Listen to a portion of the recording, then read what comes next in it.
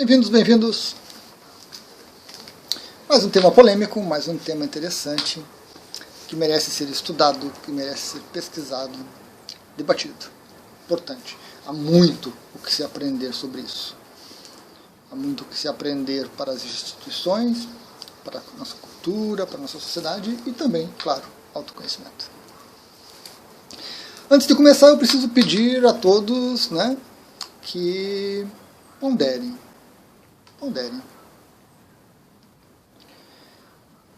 Não se deixem levar por suas preferências pessoais, não se deixem levar pelas suas crenças, permitam-se uma abordagem diferente, permitam-se uma perspectiva diferente e depois tomem a decisão que vocês escolherem, que vocês preferirem.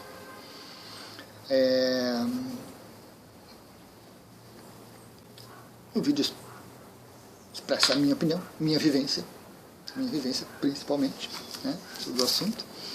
E está aberto para debate, para troca de ideias, desde que com educação. Importante, não precisaria frisar isso, mas é necessário, com educação, com civilidade, com respeito pelas minhas ideias, pelas minhas posições. E tragam argumentos racionais. Nada de teoria da conspiração, nada de comunista embaixo da cama, essas coisas aí que são delírios e são ilusões. Então, tragam argumentos. Falo isso por experiência de alguns pequenos experimentos em redes sociais, alguns pequenos experimentos em família ou em amigos. Como eu disse em outro vídeo, eu tenho amigos bolsonaristas, Bolsonaro nunca mais. Tenho amigos Lula nunca mais, no meu entendimento. Nenhum dos dois serve, são muito semelhantes. Então, isso tudo, eu sei que os que assistem o canal, os que vão cair nesse vídeo, porque vão pesquisar sobre o assunto, estarão tomando partido. Então é importante, tônica do canal, tônica dos vídeos, despertar. Para despertar, precisamos ressignificar as coisas, e para isso a gente tem que estar aberto e tem que se permitir. Então, legal. Ditadura militar no Brasil. A ditadura militar começou em 64 e foi até 85, 21 anos. Na verdade, começou um pouco antes. Desde a década de 30, lá já tinham algumas sementinhas, já tinha alguns movimentos, e que foram crescendo até chegar em 64. E passou de 85 porque terminou oficialmente, mas até as coisas mudarem, até as coisas se alterarem, leva um certo tempo. Foi um período negro, foi um período ruim, péssimo na história brasileira. Se há alguma coisa de bom, foi para mostrar que não serve, que os militares não têm preparo para dirigir um país, não sabem usar a política adequadamente, e que a expertise deles é função das Forças Armadas, isso que eles fazem. Para isso eles se preparam. Apesar de falar em ditadura militar e as pessoas lembrarem de Forças Armadas, Exército, Marinha e Aeronáutica, a Polícia Militar participou ativamente. A Polícia Civil participou ativamente. Então não foi apenas as Forças Armadas, mas outros meios foram usados também e participaram. Eu vivi esse período. O sentimento que eu guardei e que ao lembrar de diversos eventos bem muito forte é medo. Medo. Você se aproximava de um policial militar, de um brigadiano, de um soldado das Forças Armadas, do Exército, da Marinha, da Aeronáutica, medo. Você podia estar tranquilo, você não fez nada, você não disse nada, mas você... Isso ainda é presente. Isso ainda está muito presente. Isso está muito presente na atitude de policiais militares, policiais federais. Arrogância, presunção, ameaça. Está muito presente ainda. Muitos ainda são daquela época. Muitos viveram e aprenderam. Porque hoje não tanto, mas naquela época não interessa se você é inocente. Se houvesse alguma dúvida, você ia preso e facilita você era torturado. Então, tenho isso. Tenho isso da minha vida, das minhas experiências, de familiares que eu vi passarem por situações extremamente constrangedoras, extremamente delicadas, ameaças explícitas. Então, não guardo nada de bom. Assaltos continuavam acontecendo, corrupção continuava acontecendo, danos à propriedade, danos contra as pessoas e coisas horríveis sendo feitas, abalizadas por leis e por pessoas ditas da lei. Então, não havia a tranquilidade que as pessoas imaginam. Havia o medo em cada pessoa, cada criança. Mudar isso demora. Hoje, o policial se aproxima, a gente sente aquele receio ainda. Resquício de uma era. A gente se adapta, a gente gerencia. Não vou dizer que tenha sido ficado traumatizado, que eu preciso de uma terapia para lidar com isso, não. Lido muito bem com isso, desde aquela época lido muito bem com isso, mas eu sinto aquele medo, aquela insegurança, aquela dificuldade de você argumentar, de você falar, de você explicar. Porque a intolerância era muito grande.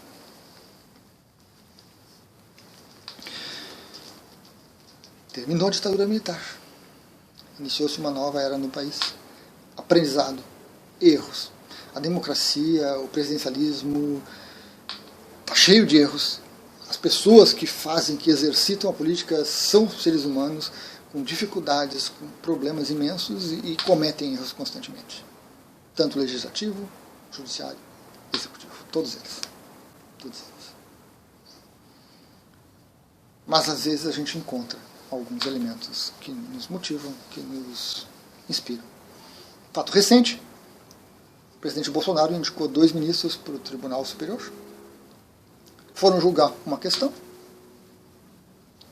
Eles tentaram, o governo, Bolsonaro, o governo, seu entorno, tentou influenciar o voto dos dois, do tipo, eu botei vocês aí, vocês têm que fazer o que eu quero. Um deles não fez. Um deles se manteve íntegro. São exemplos como esse que nós precisamos no país. São exemplos como esse. Então, quando eu vejo nos noticiários, na internet, na Globo, na CNN, que o pessoal odeia, na Band, em outros canais, em jornais, nas redes sociais, né? A gente vê as notícias, a gente se incomoda e se sente assim estranho com algumas coisas. Pessoas pedindo a volta da ditadura militar. Pessoas pedindo a volta da ditadura militar. Eu me pergunto, onde essas pessoas estão? Como que está a cabeça dessas pessoas? Não podem estar em plena posse das suas capacidades mentais. Alguma coisa tem.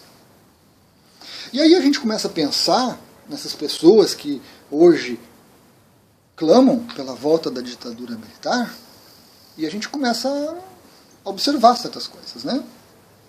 E uma delas é que a gente pode dividir essas pessoas em alguns grupos muito interessantes.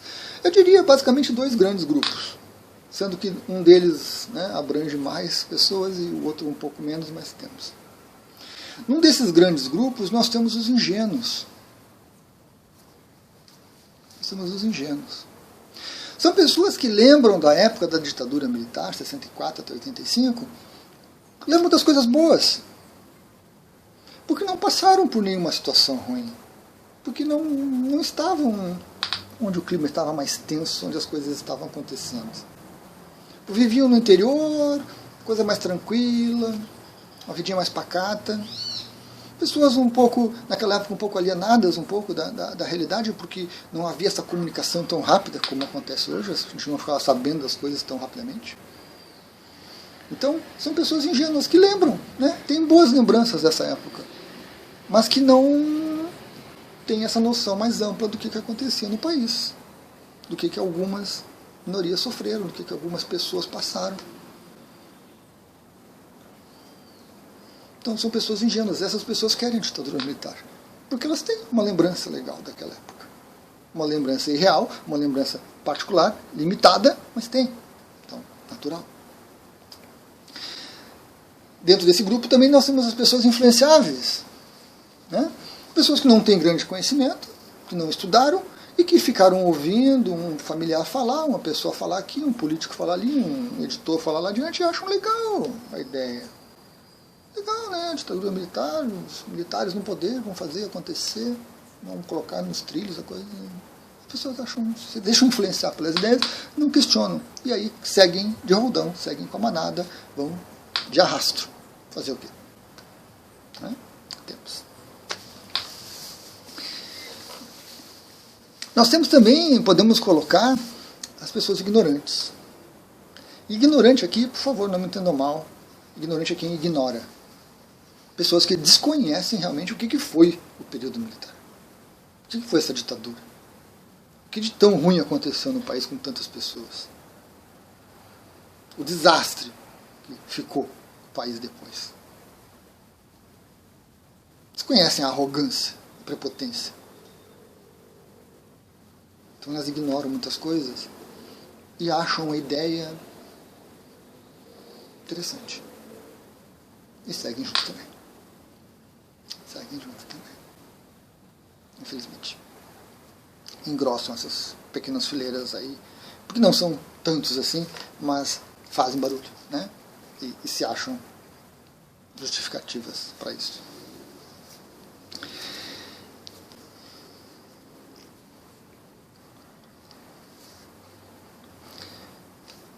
Esse grupo nutre algumas coisas, tem boas lembranças, são influenciados, ignoraram certas coisas, não passaram por dificuldades, né? Então, justificam isso e pensam que vale a pena. Se fossem buscar, se fossem estudar, se fossem conhecer, se fossem pegar tantos livros, tantos textos, tanto conteúdo, iriam ter uma visão diferente. Nós temos um outro grupo. Não, vamos incluir mais uma etapa. Nós temos as pessoas doentes nesse grupo também. Temos as pessoas doentes. Esse primeiro grupo. Pessoas que têm algum problema mental. Não se sintam ofendidos, por favor, as minhas palavras, né? São pessoas que têm uma visão distorcida da realidade. Desde casos leves de distorção até casos graves de psicopatas. Sociopatas. E um monte de pata por aí. Patologias 1000. Coisas mentais das pessoas que olham para a realidade e não entendem a realidade realmente. Mas brigam por ela, pelas suas crenças, pelas suas ideias, distorcidas ou não, brigam e agridem, fazem de tudo por isso. Temos essas pessoas. Essas pessoas precisariam se tratar. Buscar um terapeuta, buscar um psicólogo, buscar um psiquiatra, um psicanalista, e se tratar. Para rever essas coisas, para cuidar desse aspecto mental. Dessa visão equivocada da realidade. De que achar que uma ditadura, que a imposição, que a força resolve. Não vai resolver. Não é assim que funciona. Cada vez menos. Cada vez menos.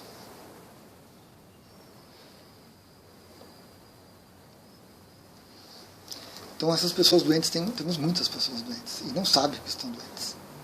E brigam, e ofendem, e agridem, e atacam em defesa daquilo que elas acham que é a realidade, que acham que é certo. Também temos isso aí.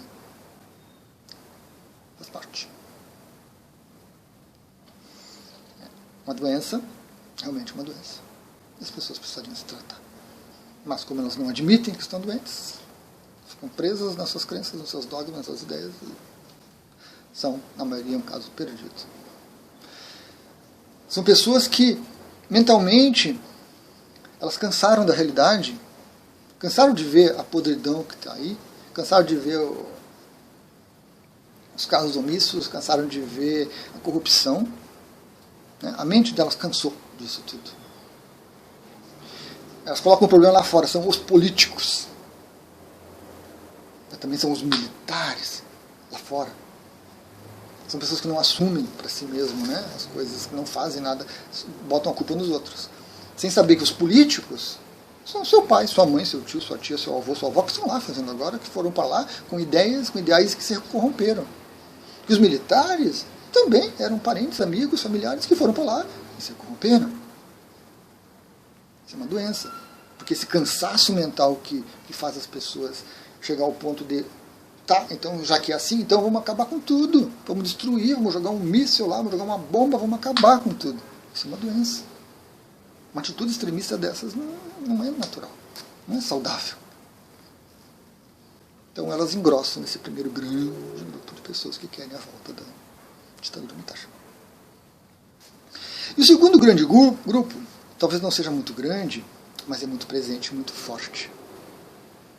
Talvez sejam os piores. Porque são aquelas pessoas que se beneficiaram da ditadura militar. Que eram primos de alguém, que eram filhos de alguém, que eram pais de alguém, que tinham amigos no poder, que tinham amigos nas Forças Armadas, que se beneficiaram com a corrupção, se beneficiaram com benesses, com empregos, com oportunidades. São os amigos do poder. Esses querem a volta, porque eles querem a volta das vacas gordas para eles. Porque aí foi um período muito bom, eles estavam protegidos pela ditadura, estavam protegidos pelas forças policiais. Então eles faziam, aconteciam e não estavam nem aí para o país, apenas enchiam seus bolsos. Corruptos. Pior do que corruptos. Porque se aliavam a isso e buscavam, como sanguessugas, para ganhar as benesses. Se atiravam no chão, viravam um capacho se for necessário, para ganhar as benesses. Esse grupo quer a volta da ditadura. Porque o que eles faziam na ditadura eles não conseguem fazer agora. Alguns se adaptaram, continuaram fazendo, né? Continuaram. Mas boa parte não, porque dependiam daquele amigo, daquele poder, daquele general, aquele coronel, né? Então esse grupo é terrível. Complicado. Também há muita doença ali. Também há uma visão distorcida da realidade. Há um egoísmo tão grande que só pensam neles. Talvez na família. Talvez no bairro, né? Porque às vezes eles conseguiam uma verbinha e beneficiavam o bairro, e aí eles se promoviam também, e aí a coisa funcionava para eles, né? Tem pessoas que se beneficiaram, talvez nem tanto pela corrupção, mas se beneficiavam porque no lugar onde viviam a proteção era tão grande que você saía, você deixava a porta da casa aberta, deixava a chave no carro, ninguém roubava. Ninguém roubava de você, porque você era amigo dos ditadores, você era amigo da força policial. Mas ladrão de galinha sempre foi preso. Ladrão de galinha sempre foi preso. Então a gente tem muitos desses espalhados por aí, que se não viveram essa época e se aproveitaram diretamente, viram amigos, pais, familiares fazendo isso e querem para eles também. Poxa, eu também quero meu quinhão. Também quero meu quinhão. Infelizmente temos isso. E é um grupo grande, às vezes poderoso, às vezes cheio de razão e de poder para fazer essas coisas. Então, é isso que eu vejo daqueles que defendem volta da ditadura militar. Perda de direitos políticos, perda de direitos civis. Fase negra, esse medo, presunção, tolerância. E com essas pessoas, infelizmente, não se pode negociar, não se pode conversar, não se pode dialogar. Não que eu não tenha tentado.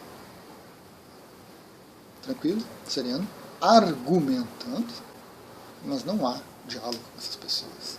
Não há diálogo com essas pessoas. São pessoas que estão com as ideias petrificadas numa época, seja por benesses, seja por ignorância, seja por ingenuidade, e que mantêm aquilo e defendem aquilo e querem aquilo. É um direito, claro, é um direito dessas pessoas. A gente respeita. A gente respeita que elas pensem assim, que elas queiram assim, que elas sejam assim. Respeito, eu acho importante isso. Mas não concordar com isso. Nunca concordar com isso. De forma alguma concordar com a volta disso. Então, é importante. É importante, como eu digo, que você pesquisem. Pesquise, vá para os livros, vá para a internet, pegue opiniões diferentes. Não caia nessa que tal canal é bom e tal canal é ruim. Não. Procure informações, veja o que estão falando. Veja qual é a lógica, qual é a racionalidade por trás, qual é a emoção por trás, qual é o interesse. A gente aprende muito com isso. A gente se observa também como é que a gente consegue se portar em relação a isso. O importante é conversar, o importante é debater e dialogar. Ambos os lados conversando, argumentando, sem precisar necessariamente convencer o outro, mas dialogando. Porque quando você percebe que o outro não consegue fazer isso, você percebe que ele tem problemas, tem dificuldades. Se o outro não consegue te respeitar a sua opinião diferente, divergente, ele tem problemas. Não é a questão da minha opinião será certa, correta. Não. Eu trago uma opinião, como eu disse, baseada na vivência que eu tive no período das leituras, dos estudos, das observações, muitas observações. E aí eu formei minha opinião. Racional, tranquila, serena, muito tranquila. Não guardo traumas, não guardo dores. Passei coisas ruins, vi pessoas, familiares, amigos passarem coisas ruins. Escutei, vi notícias, li de pessoas que passaram coisas muito ruins. Mas faz parte dessa dinâmica. O ser humano está crescendo, está evoluindo, essas coisas precisam vir à tona. Essas coisas precisam ser debatidas. A gente não consegue avançar se a gente esconder isso tudo.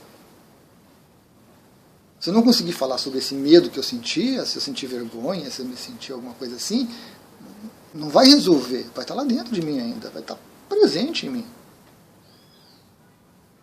E vai estar presente em outras pessoas, sem que elas saibam.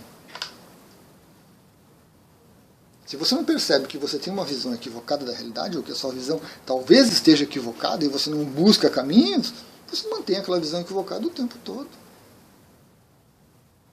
Talvez você lá adiante perceba, talvez não perceba, talvez continue iludido por um bom tempo.